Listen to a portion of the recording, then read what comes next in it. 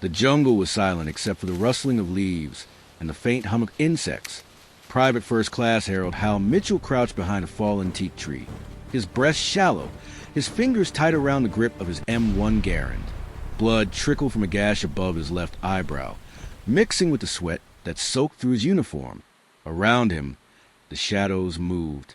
Not wind, not animals. Men, Japanese soldiers, closing in from three sides, their boots crunching softly on the undergrowth. He counted at least a dozen in the nearest group. Behind them, more voices, more movement. He was alone on a ridge in the Philippine jungle, cut off from his platoon, surrounded by an enemy force that outnumbered him by at least 5 to 1. They thought he was trapped. They thought he was finished. They had no idea what was coming. If you believe stories like this shouldn't vanish with time, subscribe. Let's keep their memory alive together. Mitchell wasn't supposed to be here. His unit, part of the 32nd Infantry Division, had been tasked with holding a strategic ridge overlooking the supply route near the Guinea River in northern New Guinea. It was July 1944, and the Japanese were desperate. They had launched a series of aggressive counteroffensives, trying to push back American forces and regain control of territory they had lost months earlier. The ridge was a key position. From its elevated vantage point, American observers could spot enemy troop movements and direct artillery fire onto Japanese supply columns. Losing the ridge meant losing eyes on the battlefield. Mitchell's platoon had been stationed there for 3 days, digging foxholes, setting up firing positions, and running patrols through the dense jungle that surrounded the hilltop. It was exhausting work. The heat was oppressive, the humidity so thick it felt like breathing underwater. Mosquitoes swarmed constantly, and the threat of malaria hung over every man like a shadow. But they held the line until the night of July 11th. The Japanese attacked just after midnight. It wasn't a probe or a skirmish. It was a full-scale assault, coordinated and brutal.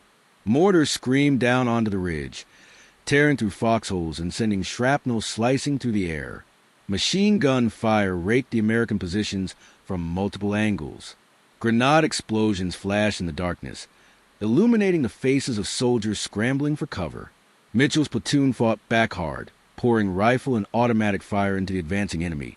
But the Japanese kept coming.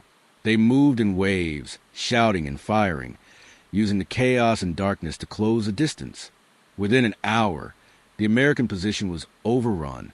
The lieutenant gave the order to fall back, regroup at the secondary line, half a mile down the ridge.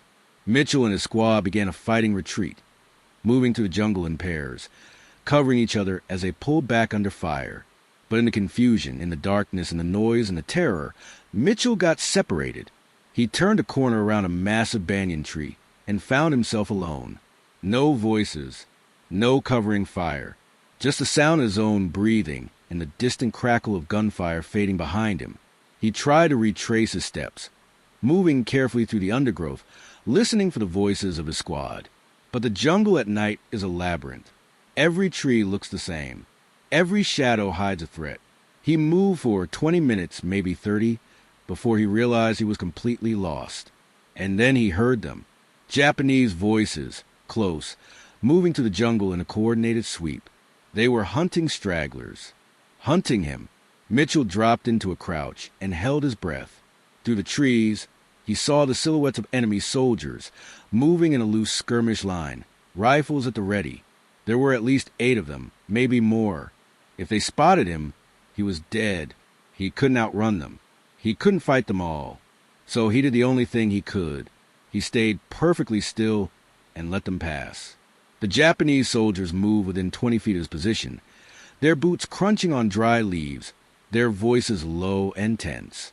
Mitchell's heart hammered in his chest. His finger rested on the trigger of his rifle. Ready to fire, they saw him, knowing that first shot would be his last. But they didn't see him. They passed by, disappearing into the darkness, and Mitchell exhaled slowly, his entire body trembling. He waited another 10 minutes, then began moving again, this time heading east away from the Japanese sweep and toward what he hoped was friendly territory. But after another hour of stumbling to the jungle, he realized he was hopelessly turned around. The canopy was so thick he couldn't see the stars. The The terrain all looked identical. And now, as dawn began to break, he found himself on a narrow ridge, a natural choke point with steep slopes on either side and dense jungle pressing in from all directions. It was defensible, he realized, a good place to make a stand if it came to that. And then he heard the voices again. This time, they were all around him. Japanese patrols, converging on his position from multiple directions. They had tracked him, or maybe they were just sweeping the area and happened to stumble onto his location. Either way, the result was the same. He was surrounded. Mitchell's mind raced. He could try to slip through the net, move quietly and hope they didn't spot him. But the jungle was getting lighter by the minute, and movement meant noise. Or he could stay and fight. One man against dozens.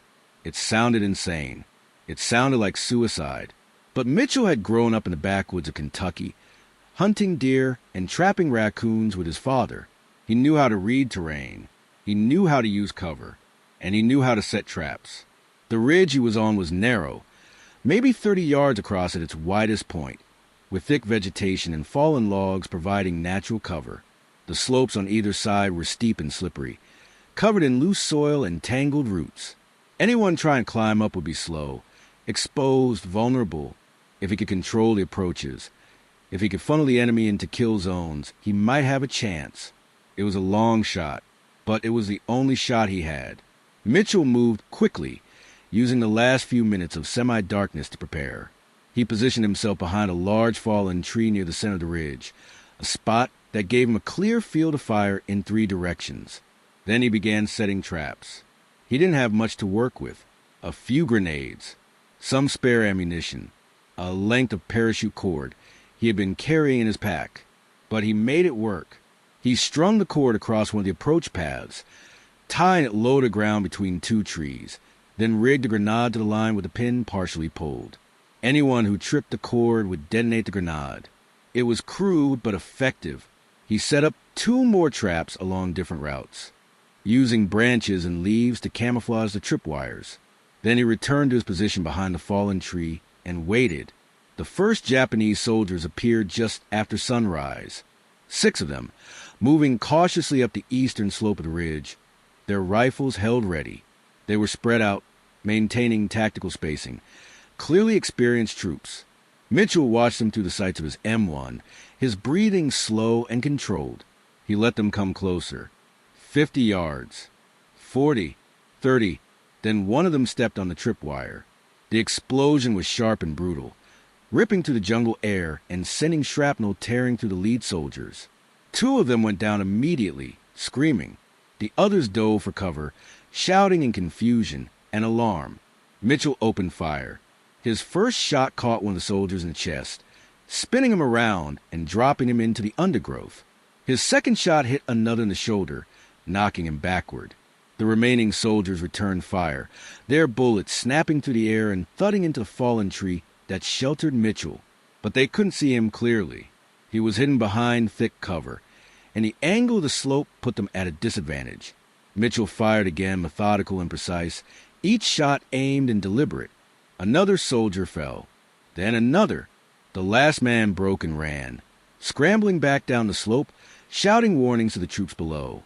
Mitchell reloaded quickly, his hands steady despite the adrenaline coursing through his veins.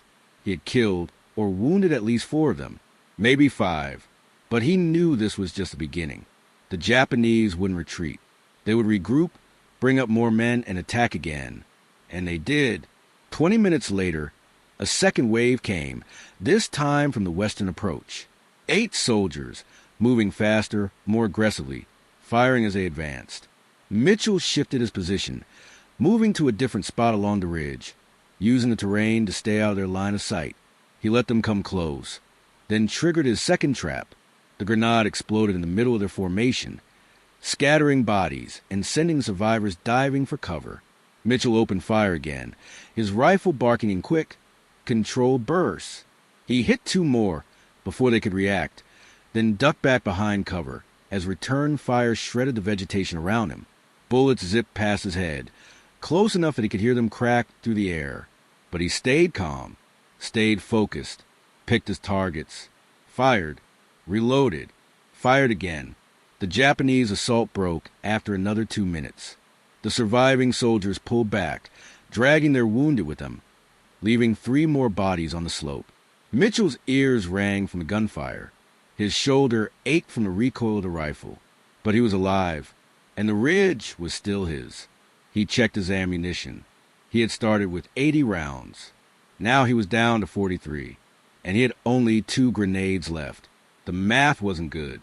If the Japanese kept coming in waves, he would run out of bullets before he ran out of targets. He needed to be smarter, more efficient.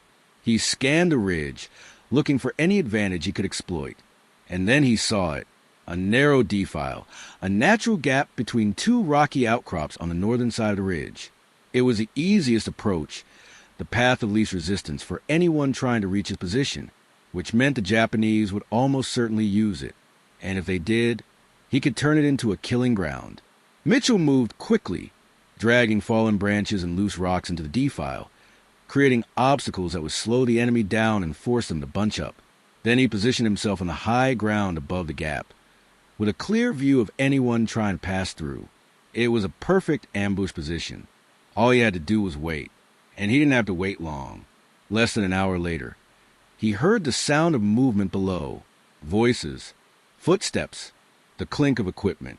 A large group, at least 15 men, moving up through the jungle toward the defile. Mitchell's pulse quickened. This was it. If he could break this assault, if he could inflict enough casualties, the Japanese might pull back, give him time to slip away after dark. But if he failed, if they overran his position, it was over. He tightened his grip on his rifle and watched them come. The lead soldiers entered the defile cautiously, weapons raised, eyes scanning for threats. They moved slowly, picking their way through the obstacles Mitchell had placed. The rest of the column followed, bunching up as the narrow passage forced them into a tight formation. Mitchell waited until at least a dozen men were inside the gap. Then he pulled the pin on his second-to-last grenade and threw it. The explosion tore through confined space, amplified by the rocky walls, and the screams that followed were immediate and terrible. Mitchell didn't wait to see the damage. He opened fire, pouring rounds into massive bodies below, aiming for center mass. Not worry about precision, just volume. The Japanese soldiers scrambled for cover, but there was nowhere to go. The defile was a death trap. Some tried to retreat. Others tried to rush forward, firing wildly. Mitchell cut them down. His rifle clicked empty. He reloaded, slammed a fresh clip into the receiver, and kept firing. Bodies piled up in the narrow gap. The screams faded. The return fire slackened, then stopped. Mitchell scanned the defile. Nothing moved.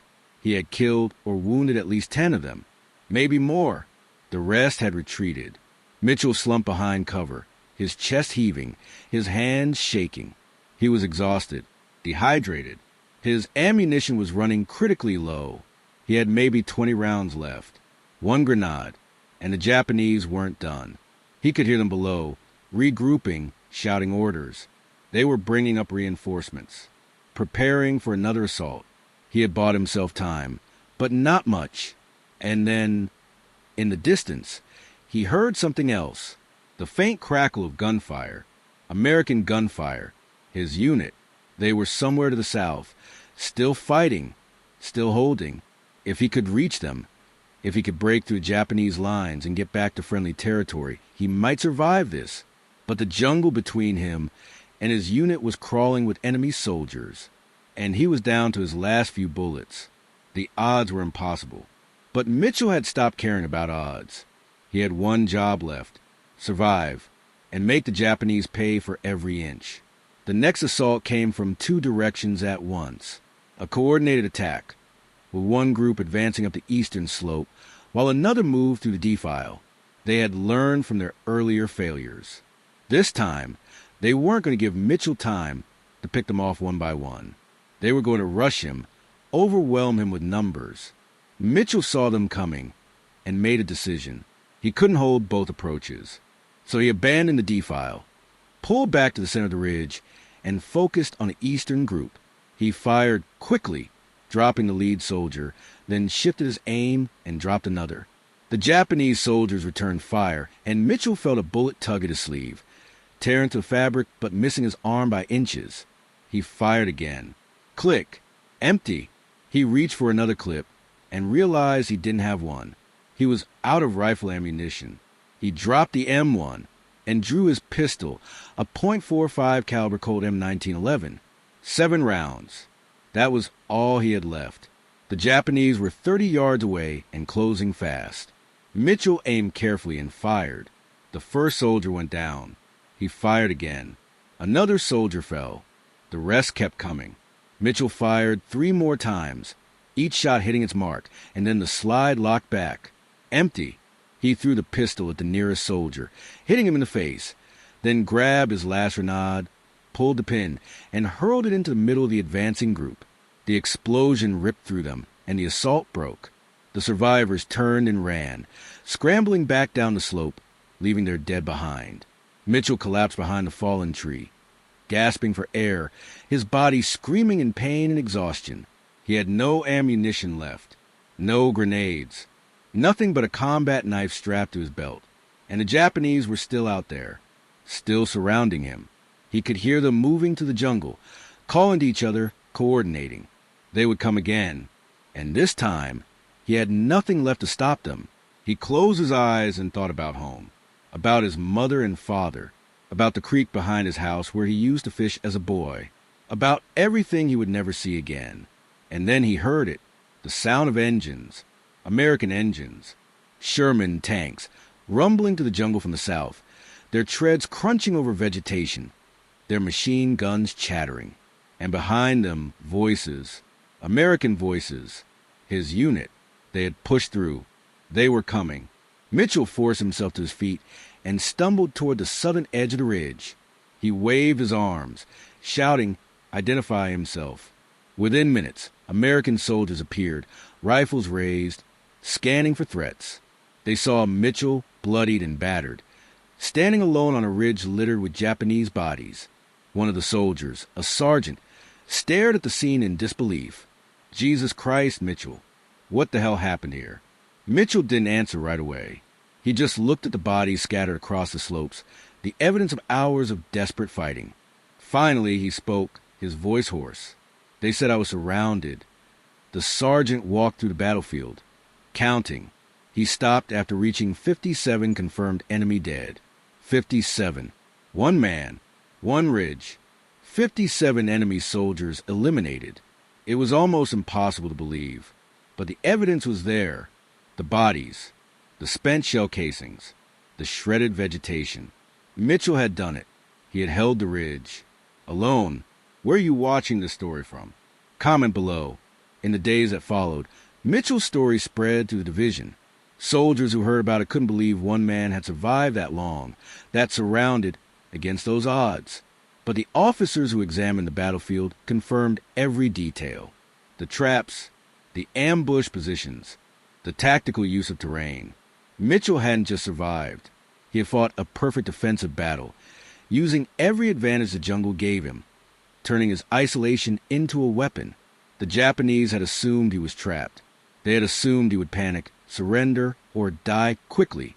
They had no idea they were facing a man who had grown up learning to read the land, to think like a hunter, to turn every disadvantage into an opportunity. Mitchell was recommended for the Medal of Honor. The paperwork was submitted, supported by eyewitness testimony and battlefield evidence. But in the chaos of the war, in the endless flow of battles and casualties and heroic actions, the recommendation was lost. Mitchell never received the medal. He was promoted to corporal, given a few days of rest, and then sent back to the front line. He fought for another year, surviving the rest of the New Guinea campaign and the liberation of the Philippines. He was wounded twice more, once by shrapnel, and once by a sniper's bullet that shattered his collarbone. But he survived. He made it home. After the war, Mitchell returned to Kentucky. He married his childhood sweetheart, bought a small farm, and spent the rest of his life raising cattle and growing tobacco. He rarely talked about the war. When people asked, he would shrug and say he did what he had to do. He didn't see himself as a hero. He saw himself as a soldier who got lucky. But the men who fought beside him knew the truth. They knew that on a jungle ridge in July 1944, Hal Mitchell had done something extraordinary. He had faced impossible odds and refused to break. He had turned a death trap into a fortress. And he had reminded everyone who heard his story that courage isn't the absence of fear. It's the refusal to let fear win. Mitchell died in 1998 at the age of 76. His obituary in the local paper mentioned his service in World War II, but didn't include details of the battle. Most of his neighbors never knew what he had done. But in the archives of the 32nd Infantry Division, in the after-action reports and the faded photographs of that jungle ridge, his story remains, a testament to the power of one man who refused to surrender. The Japanese soldiers who survived the battle on the ridge later spoke of it in hushed tones. They described a phantom defender, a soldier who seemed to be everywhere at once, who anticipated their every move, who turned the jungle itself into a weapon. They said he was protected by the spirits of the forest. They said he was invincible. They were wrong. Mitchell wasn't invincible. He was just a man with nothing left to lose and everything to fight for. And on that ridge, in the suffocating heat and the blood-soaked mud, he proved that sometimes being surrounded isn't the end. Sometimes it's just a beginning. The ridge remained in American hands for the rest of the campaign. Engineers fortified it, turning Mitchell's desperate defensive position into a permanent observation post. From that vantage point, American artillery observers directed fire onto Japanese supply lines, troop concentrations, and staging areas. The intelligence gathered from the ridge contributed to the eventual collapse of Japanese resistance in the region. Every enemy column destroyed, every ambush prevented, every life saved could be traced back, in part, to Mitchell's refusal to abandon that narrow strip of jungle. But Mitchell never went back. After the war, after he returned to Kentucky and tried to rebuild a normal life, he avoided reunions and declined invitations to speak about his service. His wife, Margaret, once asked him why. They were sitting on the porch of their farmhouse, watching the sun set over the hills, and she could see the faraway look in his eyes that sometimes appeared without warning. "Don't you want people to know what you did?" she asked gently. Mitchell was quiet for a long time. Then he said, "The men who needed to know already know. The rest doesn't matter." But it did matter, not for glory or recognition, but because stories like Mitchell's reveal something essential about human nature. They show that ordinary people, when pushed to the absolute edge, are capable of extraordinary things. Mitchell wasn't a superhero. He wasn't genetically superior or blessed with special powers. He was a 22-year-old farm kid from Kentucky who found himself in an impossible situation and refused to quit. That refusal, that stubborn determination to survive and fight, made all the difference. The lessons from the ridge weren't lost on the military. After the war, Mitchell's defensive tactics were studied at officer training schools. His use of terrain, his trap setting, his ability to maximize the effectiveness of limited ammunition became case studies in small unit tactics. Young officers learning the art of defensive warfare examined diagrams of the ridge, analyzed Mitchell's positioning, and debated what they would have done differently. Most concluded they would have tried to escape. Mitchell had chosen to stand and fight, and that choice had saved his life. In the decades that followed, historians occasionally stumbled across references to battle, a footnote in a divisional history, a brief mention in a veteran's memoir, a faded photograph in a military archive showing a jungle ridge with the caption, "Site of PFC Mitchell's Action, July 1944. But the full story remained largely unknown outside military circles. Mitchell's family kept a box of his war memorabilia in the attic. His uniform, his medals, a few letters he had written home, and a small notebook in which he had sketched maps of the various positions he had held during the campaign. Margaret found the notebook after he died and spent an evening paging through it, trying to understand a man she had loved for 53 years. The sketches were meticulous, detailed, showing field of fire and approach routes and fallback positions. On one page, she found a drawing of the ridge. He had labeled the spots where he had set his traps, where he had positioned himself, where the Japanese had attacked. At the bottom of the page, in his neat handwriting, he had written a single sentence. "Thought I was done. Wasn't." Margaret donated the notebook to the division's historical society. It now resides in a small museum dedicated to the 32nd Infantry Division service in the Pacific Theater. Visitors can see Mitchell's sketch of the ridge, along with photographs of the battlefield taken shortly after the action. The curators estimate that fewer than 1,000 people visit the museum each year, but those who do leave with a deeper understanding of what the war was really like.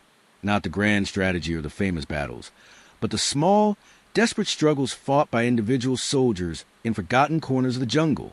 Struggles where the line between life and death was measured in seconds and inches. Struggles that demanded everything a man had and then asked for more. Mitchell gave everything, and somehow, impossibly, he survived. The Japanese soldiers who fell on that ridge were buried in a mass grave near the base of the hill. After the war, their remains were exhumed and repatriated to Japan, where they were honored as war dead. Some of their families later learned the circumstances of their deaths. The story of the lone American soldier who had held the ridge against overwhelming odds. In Japan, Mitchell's name is not widely known, but among veterans and military historians, the battle is studied as an example of what determined resistance can achieve. Japanese military analysts have written papers examining the tactical errors made during the assault. The failure to properly reconnoiter the position, the decision to attack in waves rather than simultaneously from all sides, the underestimation of the defenders' resourcefulness. The conclusion is always the same. They lost because they assumed one man couldn't possibly hold out. That assumption cost them 57 lives. In Kentucky, Mitchell's farm eventually passed to his son, who continued to work the land. The son, David, grew up hearing fragments of his father's war stories, though Mitchell rarely spoke in detail about the ridge. It wasn't until David was in his 30s, after his father had passed away, that he began to piece together the full story. He interviewed men who had served with his father, visited the division archives, and eventually traveled to New Guinea to see the battlefield himself. The ridge was still there, of course, though the jungle had reclaimed much of it. The trees had grown taller. The undergrowth was thicker, but the basic geography was unchanged. David stood where his father had stood, looking out over the slopes, imagining the terror and chaos of that day. He tried to picture his father, young and scared and alone, making the decision to fight rather than flee. It seemed impossible, but the evidence was all around him. The shape of the ridge, the narrow approaches, the steep slopes. His father had seen the same things and understood, in an instant, how to turn the terrain into a weapon. That understanding had saved his life. David returned to Kentucky with a deeper appreciation for his father's quiet strength. He began giving talks at local schools and veteran organizations, telling the story of the ridge, keeping his father's memory alive. The talks were always the same. He would start with the facts. 1 soldier, 57 enemy dead, hours of fighting, impossible odds. Then he would pause and say, "My father never thought of himself as a hero. He thought heroes were the guys who didn't make it home. But I'll tell you what he was. He was a man who refused to quit. And sometimes that's the only thing that matters." The audiences always listened in silence. And when David finished, there was always a moment of stillness before the applause began, because everyone in the room understood, on some level, that they were hearing about something rare and precious. A story of courage that wasn't about glory or fame, but about survival, about doing whatever it takes to see another sunrise. Mitchell's story also found new life in the digital age. Veterans advocacy groups began compiling databases of under-recognized heroism, actions that deserved medals but never received them due to bureaucratic failures or lost paperwork. Mitchell's name appeared on several of these lists, accompanied by descriptions of the battle and calls for posthumous recognition. Online forums dedicated to military history discussed the case extensively. Some argued that Mitchell deserved the Medal of Honor. Others said the Distinguished Service Cross or Silver Star would be more appropriate. A few questioned whether the casualty figures were accurate, though the official after-action reports and eyewitness testimony left little room for doubt. The debate continues to this day. But regardless of whether Mitchell ever receives official recognition, his story endures. It endures because it speaks to something fundamental in the human experience: the refusal to surrender, the will to survive, the determination to make the enemy pay for every inch of ground. These are not qualities unique to soldiers. They are qualities that live in all of us, waiting to be called upon when the moment demands it. On the 75th anniversary of the battle, a small ceremony was held at the ridge. A plaque was installed, commemorating the action and honoring Mitchell's service.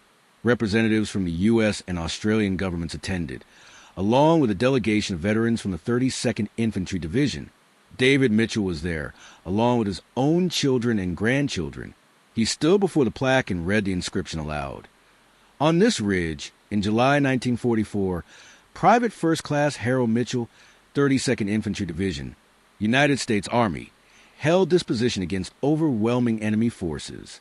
Through courage, ingenuity, and determination, he defended this ground and inflicted severe casualties on the attacking enemy.